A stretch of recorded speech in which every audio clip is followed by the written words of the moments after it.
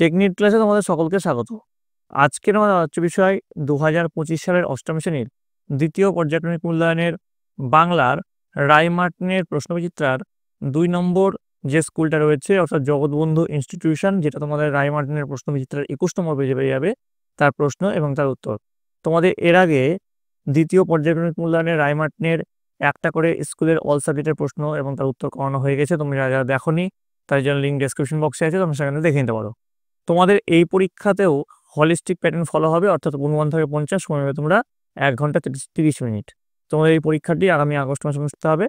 তো দেখো তোমাদের প্রশ্নটা পরবর্তী। প্রথমে দেখো, সঠিক উত্তরটি বেছে নিয়ে লেখো 1 গুণ 5 সমান 5। 5টা প্রশ্নের উত্তর দিতে হবে। বেনি তাকিয়া ঠেস দিয়া তামাক খাইতেছে, সামনে কে বসেছিল? রমা, রমেশ, হালদার মহাশয় নাকি আকবর? উত্তর হচ্ছে আকবর। পরের প্রশ্ন, ধান, যব ইত্যাদি ফসল কোন মাসে পাকে? উত্তর হচ্ছে চৈত্র বৈশাখ মাসে। পরের প্রশ্ন, কখান্ন বইরে ডাম্বলের প্রশ্নের জবাবে বুকু কি বলেছিল? উত্তর লিখবে সব মিলিয়ে 7 থেকে 8টা বই। নেক্সট দেখো, নানান আখড়ে ভরি, আখড়ে শব্দটির অর্থ কি? উত্তর হচ্ছে বর্ণ। পাড়াগার দুপ্রহর ভালোবাসি কবিতাটি রূপসী বাংলা কাব্যগ্রন্থের 25 সংখ্যক কবিতা। পরের প্রশ্ন, একটি বাক্যে উত্তর দাও 1 গুণ 5 সমান 5। প্রথম প্রশ্নে চলে যাব, উত্তরপাড়া থেকে ছেনুমাসিরা কিভাবে এসেছিলেন? উত্তর লিখবে রিক্সা গাড়ি করে। পরের প্রশ্ন, চাষিরা কহিল তারা কি বলেছিল? উত্তর লিখবে তারা বলেছিল বেনির সঙ্গে তারা কোনো বিষয়ে আলোচনা করতে চান না। পরের প্রশ্ন, ছেলেবেলায় আমরা এই সকল বীজ ধরিবার জন্য ছুটিতাম, লেখক এখানে কোন বীজের কথা বলেছে? উত্তর লিখবে শিমুল ফল। অবশেষে থামে সব, তখন কি নির্জন হয়ে যায়? উত্তর লিখবে তখন ডেক নির্জন হয়ে যায়। পরের প্রশ্ন, তুমি তাহার পাশে এসে দাঁড়াও, কবি কার পাশে কেন দাঁড়াতে বলেছেন? উত্তর লিখবে শক্তি চট্টোপাধ্যায় বিরচিত দাঁড়াও কবিতায় কবি আজকের যান্ত্রিক সমাজের সমস্ত স্বার্থপর মানুষকেই সব রকম স্বার্থবুদ্ধি ও হীনতা সরিয়ে অসহায় মানুষদের পাশে তথা সমগ্র মানব সমাজকেই পাশে এসে দাঁড়াতে অনুরোধ করেছেন। সকল মানুষই সকলের পাশে পরম নির্ভর হয়ে থাকুক, কবি এটাই চেয়েছেন। পরের প্রশ্ন, নিচের প্রশ্নগুলি কয়েকটি বাক্যে উত্তর লেখো। 3 গুণ 2 সমান 6। প্রথম প্রশ্ন, দেখো গে তার আমার মতো ভিন্ন নয়, বক্তা কে, কাদের মতো, মতটি কি? উত্তর লিখবে এখানে বক্তা হলো বেনি, এটি হলো বেনি ও রমার মতো। এখানে মতটি হবে, ঠিক আছে, মতটি হলো লোকসান করে তারা বাঁধ কাটবে না। পরের প্রশ্ন দেখো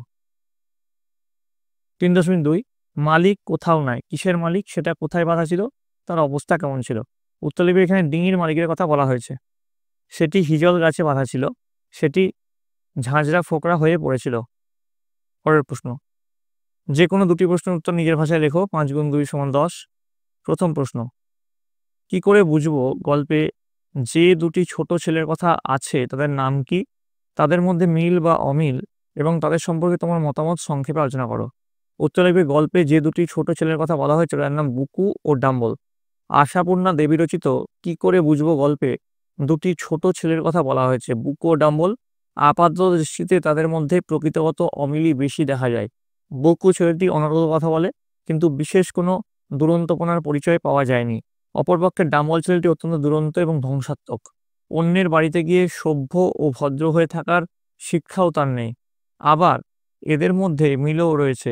বুকু যেমন বেফাঁস কথাবার্তা বলে তার মাকে অতিথিদের সামনে অপদস্থ করেছে, স্কুলে ভর্তি হওয়ার প্রসঙ্গেও ডাম্বলও তাই করেছে। একটি কথা দুজনের সম্বন্ধেই বলা যায় যে শিশুসুলভ অপরিণত বুদ্ধির জন্যই উচিত অনুচিত বা ভালো মন্দের সঠিক বোধ তাদের জন্মায়নি, ফলে তাদের দুজনের আচরণই তাদের অভিভাবকদের অপদস্থ করেছে। পরের প্রশ্ন 4.2, এ বাড়ির যত আনন্দ হাসি আঁকা জীবন্ত করি, বাড়িটির কোন নদীর তীরে অবস্থিত, তাকে কারা ঘিরে রয়েছে, বাড়িটির সঙ্গে গ্রামীণ প্রকৃতির একাত্মতার যে ছবি আঁকা রয়েছে তা নিচের ভাষায় লেখো। 1+1+3। উত্তর লিখবে বাড়িটি গড়াই নদীর তীরে অবস্থিত। প্রকৃতি নিজ স্নেহ মমতার বন্ধনে এই কুটিরটিকে যেন আবদ্ধ করে রেখেছে, প্রকৃতির সঙ্গে এই গ্রামীণ কুটির যেন একাত্ম হয়ে গেছে। তারপরে শেষ যে প্রশ্নটা আছে, তার প্রশ্নের উত্তরটা এখানে ডিসপ্লে হচ্ছে, তোমরা দেখে নাও। আমি একটু ভিডিওটা ফাস্ট ফরওয়ার্ড করে দিচ্ছি। দেখো, কবি এখানে প্রকৃতির স্নেহবন্ধনে বাধা পড়ার কুটির এমন এক জীবন্ত চিত্র আমাদের সামনে তুলে ধরেছেন। এখান থেকে তোমরা শুরু করবে, দিয়ে শেষ করবে বন্ধনে বাধা পড়া কুটিরের সঙ্গে এক হয়ে যেতে চাই। এখান থেকে তোমরা লিখলেই হয়ে যাবে। আমি আর পড়লাম না, পড়লে ভিডিওটা লম্বা হয়ে যাবে, তোমার দেখতে ভালো লাগবে না। তোমরা ভিডিওটা পজ করে সুন্দর করে খাতায় এই প্রশ্নের উত্তরটা টুকে নাও, যেমন করে লেখানো আছে। চলে আসবো পরের প্রশ্ন। মানুষের জীবনের ছায়ামাত্র। কার জীবন মানুষের জীবনের ছায়ামাত্র? লেখকের এমন কথা বলার কারণ কি? 1+4 আছে। প্রথম প্রশ্ন উত্তরটা কি? গাছের জীবন মানুষের জীবনের ছায়ামাত্র। তারপর লেখকের এমন কথা বলার কারণ কি? তার উত্তরে তোমরা লিখবে গাছের কথা প্রবন্ধে জগদীশচন্দ্র বসু বলেছেন, গাছপালাকে ভালোবাসতে শিখে তিনি অনুভব করেছেন যে মানুষের মতোই গাছেরাও আহার করে, দিনে দিনে বাড়ে। মানুষের মতোই তাদেরও অভাব, তাদেরও দুঃখ কষ্ট আছে, জীবন ধারণের জন্য সদাব্যস্ততা আছে। কিছু মানুষ যেমন প্রতিকূল অবস্থায় বাধ্য হয়ে চুরি ডাকাতি করে, কোনো কোনো গাছের মধ্যেও সেই প্রবৃত্তি দেখা যায়। মানুষের বিভিন্ন সদ্গুণ যেমন পারস্পরিক সাহায্য, বন্ধুত্ব, এমনকি মানুষের সর্বোচ্চ গুণ স্বার্থত্যাগও গাছের মধ্যে দেখা যায়। মানুষ মায়ের মতোই প্রয়োজনে সন্তানদের জন্য জীবন ত্যাগও গাছের মধ্যে দেখা যায়। মানুষের সঙ্গে গাছের সাদৃশ্যমূলক ধর্ম লক্ষ্য করে লেখক গাছের জীবন মানুষের জীবনের ছায়ামাত্র মন্তব্যটির অবতারণা করেছেন। চলে আসবো পরবর্তী প্রশ্ন। 5 দাগের প্রশ্নের একটি বাক্যে উত্তর দাও। প্রথম প্রশ্ন দেখো কি রয়েছে। তুমি কাদের বাড়ি এসেছো খোকা? কথাটি কে বলেছিল? উত্তর লিখবে, এই কথাটি বলেছিল লক্ষণ মহাজনের ছোট ভাইয়ের স্ত্রী। পরের প্রশ্ন। অপু পটুকে প্রথম কোথায় দেখে? উত্তর লিখবে, অপু পটুকে প্রথম প্রসন্ন গুরুমশায়ের পাঠশালায় রাখে। এটা গুরু হবে, ঠিক আছে। পরের প্রশ্ন। অপু বলিল, ওটা কি রাংতা? আসলে ওটা কি ছিল? উত্তর লিখবে, আসলে ছিল সোনার পাত। পরের প্রশ্ন। তাহার মুখ স্বর্গীয় তৃপ্তিতে ভরিয়া উঠিল, সে কে? সে কি খাচ্ছিল? উত্তর লিখবে, এখানে সে হলো দুর্গা, পাতাল কুড়ের তরকারি খাচ্ছিল সে। পরের প্রশ্ন। আবার 4 পয়সা দিয়ে কিনেছে, কে কি কিনেছে? উত্তর লিখবে, অপু স্বপ্নের ডিম কিনেছে। নেক্সট, যে কোনো একটি প্রশ্নের উত্তর নিজের ভাষায় লেখো। 5 × 1 = 5। প্রশ্নের মান হচ্ছে 5। চড়ুইভাতি করিবি অপু? কারা চড়ুইভাতি করেছিল? কোথায় করেছিল? সংক্ষেপে চড়ুইভাতির বিবরণ লেখো। কারা করেছিল? দুর্গা, অপু ও বিনি চড়ুইভাতি করেছিল। কোথায় করেছিল? নীলনদী রায়ের জঙ্গলময় ভিটেটা পরিষ্কার করে সেখানে চড়ুইভাতি করেছিল। আর চড়ুইভাতির যে সংক্ষিপ্ত বিবরণ সেটা দেখো এখানে নিচে ডিসপ্লে হচ্ছে। আমি একটু ভিডিওটা ফাস্ট ফরওয়ার্ড করে এলাম।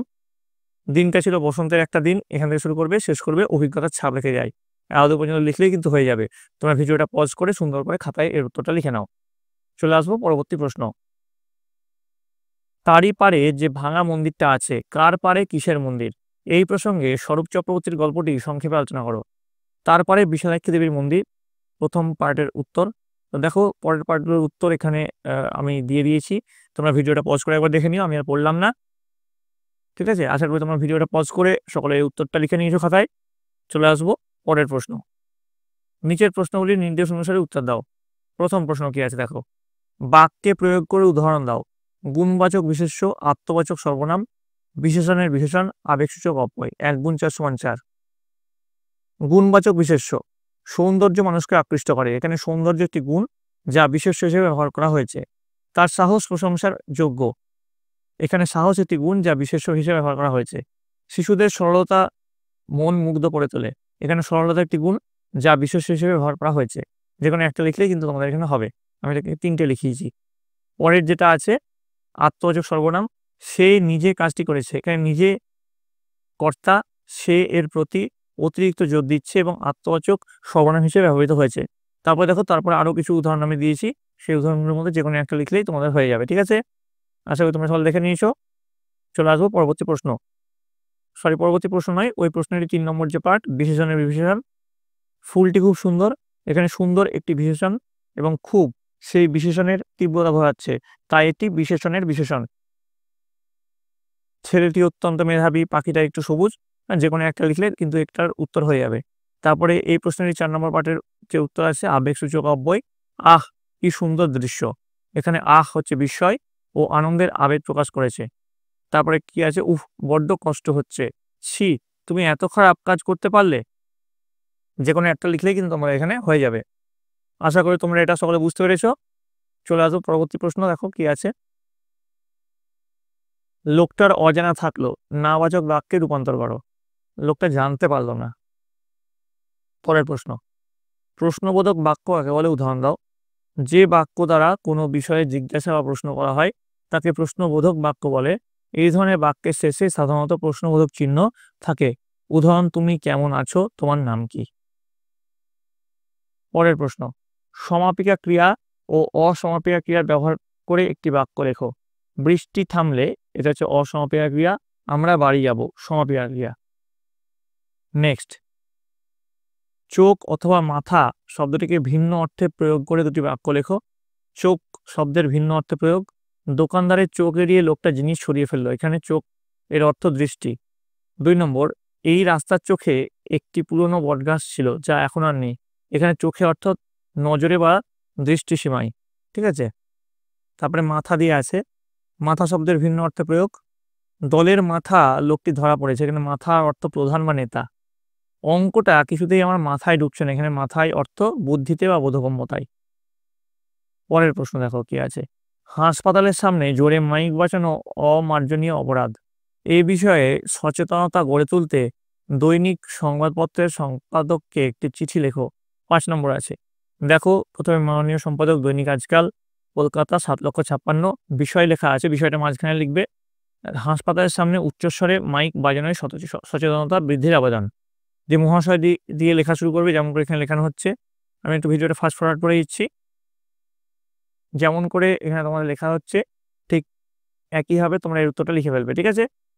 যদি তোমাদের মোবাইলে দেখতে অসুবিধা হয়, ভিডিওটা পজ করে একটু জুম করবে, তাহলে কিন্তু মোবাইলে সুন্দর করে তোমাদের দেখতে হবে। আশা করি তোমরা সকলে দেখে নিয়েছো। তো এই গেল তোমাদের অষ্টম শ্রেণীর দ্বিতীয় পর্যায়ক্রমিক মূল্যায়নের হলিস্টিক প্যাটার্নগি বাংলার প্রশ্ন এবং তার উত্তর। তোমাদের যদি এই ভিডিওটা ভালো লেগে থাকে অবশ্যই লাইক করবে, বন্ধুদের অনেক অনেক শেয়ার করবে। আর এর পরবর্তীতে তোমাদের কোন সাবজেক্টের প্রশ্ন দরকার সেটা কমেন্টে জানাবে। কমেন্টে তোমাদের বিদ্যালয়ের নাম এবং কে কোন জেলা থেকে দেখছো সেটা কিন্তু লিখতে ভুলবে না। আর তোমাদের এই প্রশ্ন যে হুবহু পরীক্ষা আসবে তার কোনো মানে নেই। তোমাদের এরকম টাইপের প্রশ্ন আসবে, দুটো সেট করানো হলো। আরও তোমাদের জন্য সেট নিয়ে আসবো, তোমরা চ্যাপ্টারগুলো ভালো করে করো। এছাড়াও আমি তোমাদের জন্য চ্যাপ্টার ওয়াইজ প্রশ্ন উত্তরগুলো নিয়ে এসেছি। দাঁড়াও যে কবিতাটা আছে তার প্রশ্ন উত্তর অলরেডি চ্যানেলে আপলোড হয়ে গেছে, তোমরা দেখে নিও। এছাড়া পরবর্তী যে গল্প কবিতাগুলো আছে তার প্রশ্ন উত্তরগুলি খুব শীঘ্রই চ্যানেলে দেওয়া হবে। তার জন্য তোমাদের সকলকে কিন্তু এই চ্যানেলের সঙ্গে যুক্ত থাকতে হবে। তো তোমরা সকলে ভালো করে মন দিয়ে পড়াশোনা করো, তোমরা সকলে ভালো থাকো, তোমরা সকলে সুস্থ থাকো।